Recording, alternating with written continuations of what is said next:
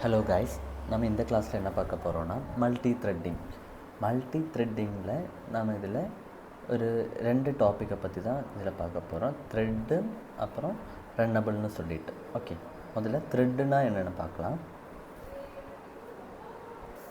Okay, அதுக்கு முன்னாடி multi த்ரெட்டிங்னா என்னென்னா, ஒரு ப்ரோக்ராமில் மல்டிபிள் டாஸ்க்கை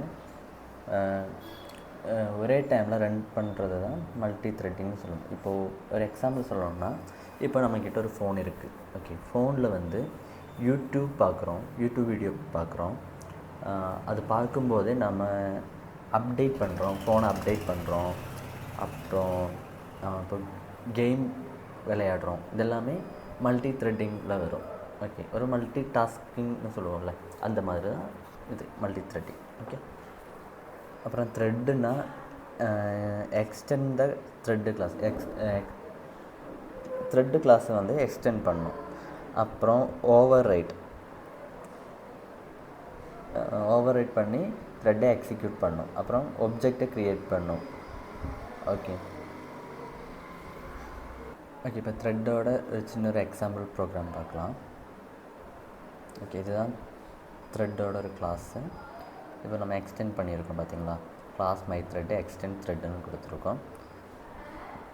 ஓகே, எக்ஸ்டெண்ட் பண்ணி யூஸ் பண்ணியிருக்கோம் அதுக்காக. ஓகே, இதில் வந்து த்ரெட் கிளாஸை எக்ஸ்டெண்ட் பண்ணியிருக்கோம்.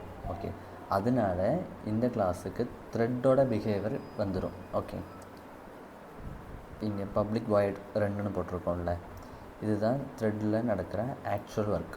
ஓகே, லூப்பில் 1 to 5 வரை பிரிண்ட் பண்ணணும்னு போட்டிருக்கோம்.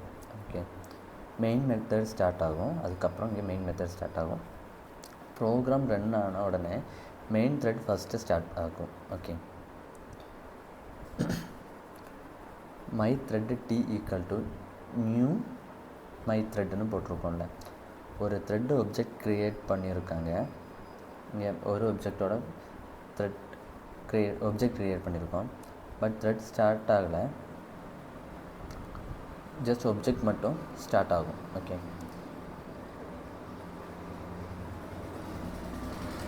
அப்புறம் ஸ்டார்ட்னு சொல்லி நம்ம போட்டிருக்கோம்ல, அது கால் பண்ணதும் ஜேவிஎம் புது த்ரெட்டை க்ரியேட் பண்ணும். ஓகே, அப்போ அது புது த்ரெட்டு ரன் மெத்தடில் எக்ஸிக்யூட் பண்ணும்.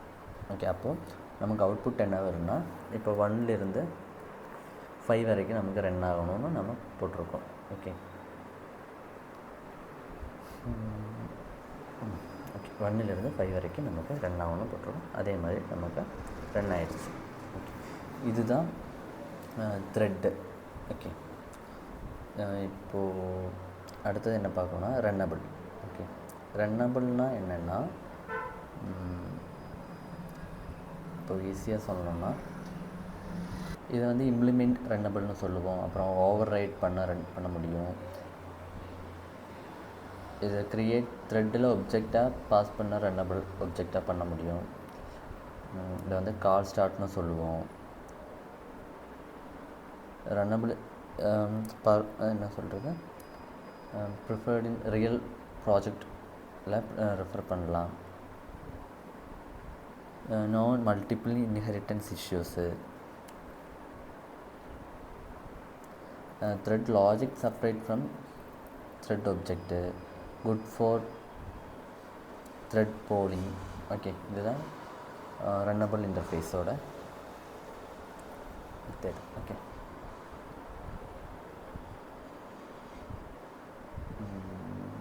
ஓகே ஓகே இங்கே புதுசாக ஒரு ஃபங்க்ஷன் நம்ம கால் பண்ணியிருக்கோம்.